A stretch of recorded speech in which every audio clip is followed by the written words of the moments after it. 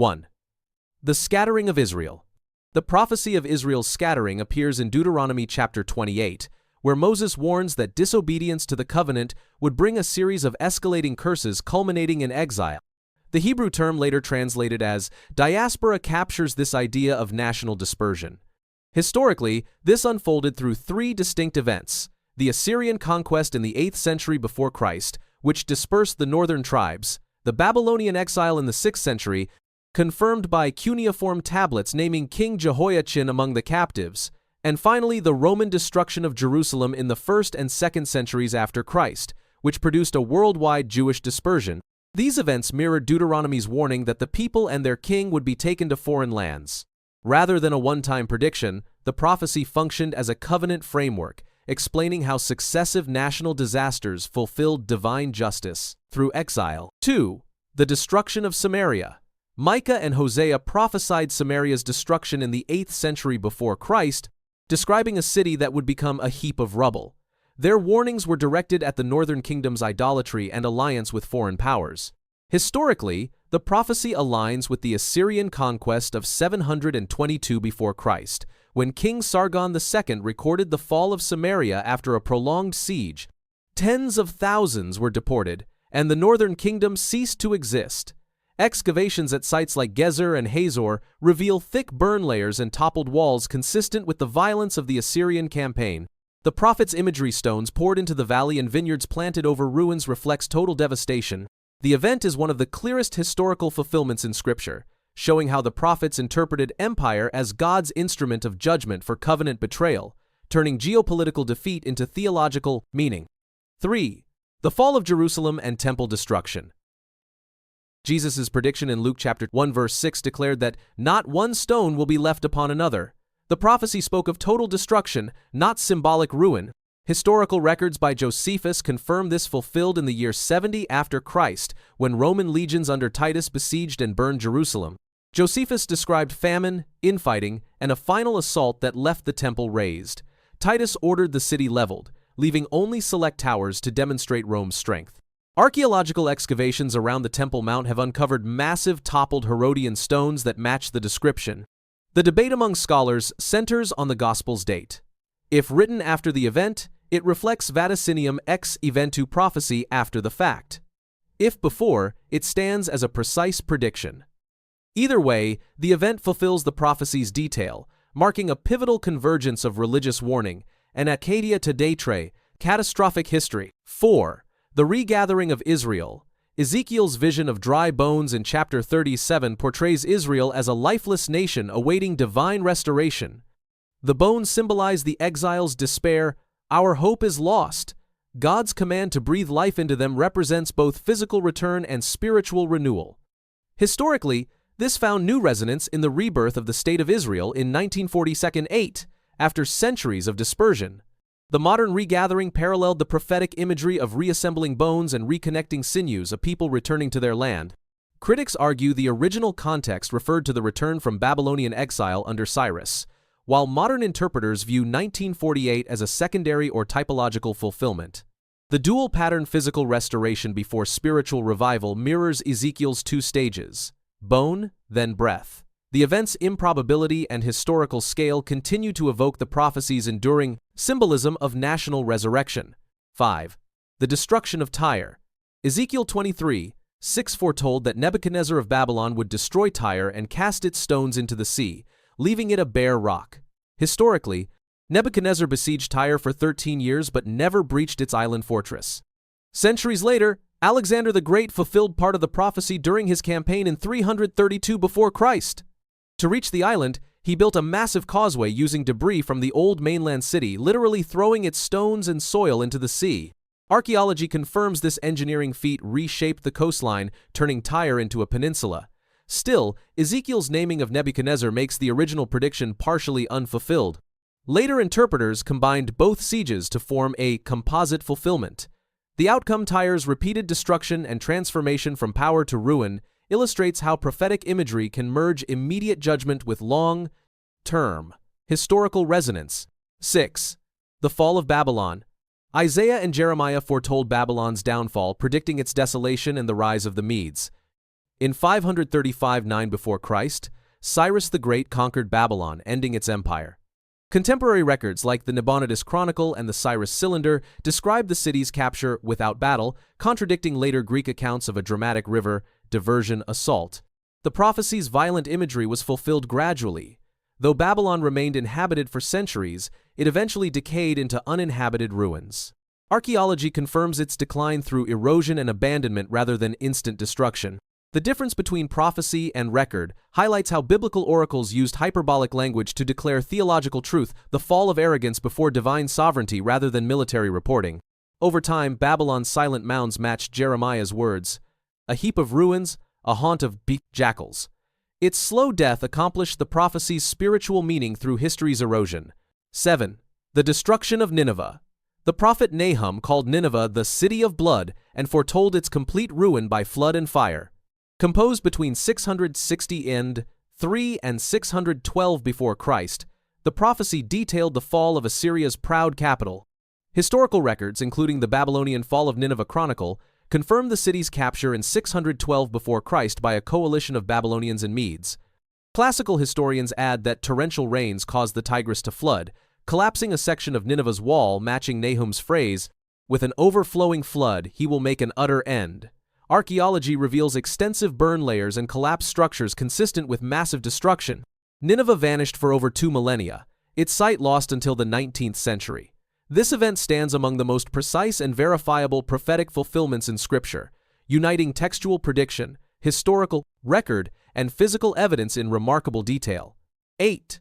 The birthplace of the Messiah. Micah chapter 5 verse 2 foretold that from the small Judean town of Bethlehem would come a ruler whose origins were from ancient times. The prophecy connected the Messiah to King David's lineage. The Gospels of Matthew and Luke each identify Bethlehem as Jesus' birthplace, though they provide different explanations. Matthew attributes it to the family's residence there, while Luke ties it to a census under Caesar Augustus. Historically, there is no independent record of such a census requiring ancestral travel. Yet theologically, both writers link Jesus' birth to David's city. By quoting Micah directly, the evangelists ensured that his birth fulfilled the messianic expectation of a Davidic redeemer.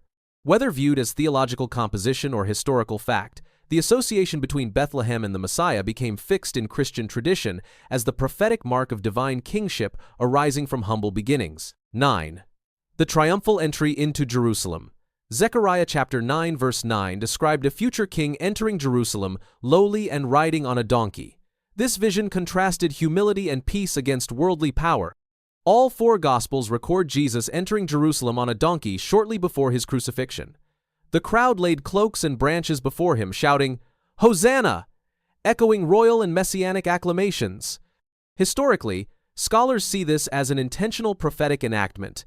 Jesus deliberately fulfilled Zechariah's imagery as symbolic protest against violent messianism.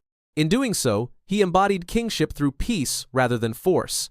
The scene's scale in the Gospels may be dramatized, but its meaning is clear. The prophecy became a living message of identity. The donkey was not random transport but a chosen sign, fulfilling the text's paradox of a victorious yet humble king who claimed authority through righteousness, not conquest. 10. Betrayal for 30 pieces of silver. Zechariah chapter 11 verses 12 to 13 portrays a prophet paid 30 pieces of silver, the price of a slave, for his labor, which he then throws into the temple to the potter. The Gospel of Matthew connects this to Judas Iscariot's betrayal of Jesus for the same amount. When remorse struck, Judas returned the coins, casting them into the temple. The priests used them to buy a potter's field, which Matthew cites as prophetic fulfillment. The reference combines Zechariah's insult price with Jeremiah's imagery of the potter and the field, blending both prophecies into one narrative. The act symbolizes Israel's rejection of God's shepherd at the cost of a slave's wage. Matthew's literary craftsmanship transformed these verses into a profound theological statement, divine worth measured by human contempt, showing how prophetic themes became woven into the story of redemption through betrayal. 11. The suffering servant and crucifixion. Isaiah chapter 53 describes a servant despised, pierced, and punished for others' sins. Written during exile, the text originally portrayed Israel's collective suffering as redemptive witness among nations. Early Christians reinterpreted it through the crucifixion, identifying Jesus as the servant who bore the sin of many. The New Testament quotes Isaiah 50:3 3 repeatedly, Philip cites it in Acts 8, and Peter applies its words to Jesus' silence and wounds. Historically, this reinterpretation reshaped theology. A national metaphor became a personal atonement. The event of crucifixion thus gave new meaning to the ancient poem, turning exile's despair into salvation's narrative. Isaiah's imagery of substitution, innocence, and ultimate vindication became the foundation for Christian understanding of redemption, revealing how prophecy's fullest realization can emerge not from prediction, but from reinterpretation through transformative events. 12. Burial with the rich. Isaiah 53 verse 9 states that the servant would be with the wicked in death, and with a rich man in his burial. The Gospels report Jesus crucified between criminals yet buried in the tomb of Joseph of Arimathea, a wealthy council member. This dual detail directly mirrors the verse's poetic contrast. Historically, Roman practice left crucified bodies unburied, so a dignified tomb was exceptional. By highlighting Joseph's wealth, the evangelists emphasize fulfillment of this line. The narrative blends plausible circumstance with theological intent, linking humiliation and honor, death and dignity. Whether historical or literary, the alignment shows the evangelist's conviction that even minor prophetic details were orchestrated within divine design, reinforcing that every stage of the Passion, including burial, fit the ancient pattern of the righteous sufferer vindicated by God. 13. Daniel's vision of 4 empires. The book of Daniel presents 2 parallel visions. A statue of 4 metals and 4 beasts rising from the sea, symbolizing successive empires. Traditionally, these represent Babylon, Medo-Persia, Greece, and Rome, ending with God's eternal kingdom. Modern scholarship, however, dates the book to the 2nd century before Christ, during the Maccabean crisis. The detailed accuracy of its descriptions up to Antiochus IV, followed by vague errors thereafter, suggests vaticinium ex eventu, prophecy written after the fact. The little horn corresponds closely to Antiochus, who desecrated the temple and persecuted the Jews. The vision's message was reassurance, not prediction, that oppressive kingdoms rise and fall under divine sovereignty. Whether read as historical foresight or coded resistance literature, Daniel's sequence of empires embodies the conviction that human dominion is temporary and that divine rule will outlast every earthly power. 14. The naming of Cyrus. Isaiah chapters 44 and 45 identify Cyrus by name as God's shepherd who would restore Jerusalem, a statement written roughly 150 years before his birth if Isaiah is single-authored. Conservative interpreters view this as the strongest proof of supernatural prophecy. Critical scholars, however, assign these chapters to a 6th century writer during the Babylonian exile known as Deutero-Isaiah, who observed Cyrus's rise firsthand. Historically, Cyrus captured Babylon in 539 before Christ and issued decrees permitting exiles to return, consistent with his own inscriptions on the Cyrus cylinder. The theological meaning remains profound. A pagan ruler is called the Lord's Anointed, showing divine control over world events. Whether predictive or contemporary, the text reclaims imperial propaganda to assert that even the mightiest conqueror serves God's redemptive purpose for Israel's restoration. 15. The outpouring of the Spirit at Pentecost. Joel chapter 2 foresaw a time when God's Spirit would be poured out on all flesh, granting prophetic gifts to men and women alike. In Acts chapter 2, this prophecy is quoted by Peter during the Pentecost event, when followers of Jesus spoke in many languages. Peter declared, "This is what was spoken by the prophet Joel, signaling that the long-awaited age had begun." The prophecy's cosmic signs, sun darkened, moon turned to blood, remained unfulfilled, suggesting an inaugurated rather than completed fulfillment. Theologically, Joel's vision broadened divine access beyond prophets and kings to every believer. Pentecost transformed that ideal into experience. The Spirit became the unifying mark of the new covenant community. Thus, the ancient hope of divine presence among all people found tangible realization in the first outpouring that launched the Christian church. 16. The spread of the gospel to the Gentiles. Isaiah 49 verse 6 expands the servant's mission from Israel's restoration to global outreach, a light to the Gentiles, that salvation may reach the ends of the earth. In the New Testament, Luke's Gospel and the Acts of the Apostles explicitly apply this verse first to Jesus, then to Paul's missionary work. When Jewish audiences rejected his message, Paul cited Isaiah's words to justify turning toward non-Jews. Historically, this marked Christianity's transformation from a sect within Judaism to a universal faith. The prophecy's fulfillment lay not in one event, but in an ongoing expansion that transcended ethnic and geographic boundaries. The message of monotheism and redemption moved outward from Jerusalem, echoing Isaiah's vision that Israel's calling was always global in scope. Divine light, once confined to one nation, now illuminated all nations. 17. The rise of the Roman Empire and the timing of the Messiah. Daniel chapter 9 describes 70 weeks of years culminating in the appearance of the Anointed One and the destruction of the city and sanctuary. Interpreters connect this with the rise of Rome and the coming of Christ during the late Second Temple period. Historically, the sequence mirrors the transition from Persian to Hellenistic and then Roman dominance over Judea. The prophecy's chronological symbolism expresses divine orchestration of history leading to messianic fulfillment. By the 1st century after Christ, Jewish and Christian readers saw Rome's power and the temple's fall in 70 after Christ as completing Daniel's vision. Whether read literally or symbolically, the pattern depicts sacred history converging on redemption, empires rise and fall, but the divine plan reaches its appointed time through both judgment and deliverance. 18. The enduring covenant and the future hope. The final prophetic theme unites restoration and renewal. Texts from Jeremiah, Ezekiel, and Isaiah envision a new covenant, where God's law is written on hearts, and His Spirit dwells permanently among His people.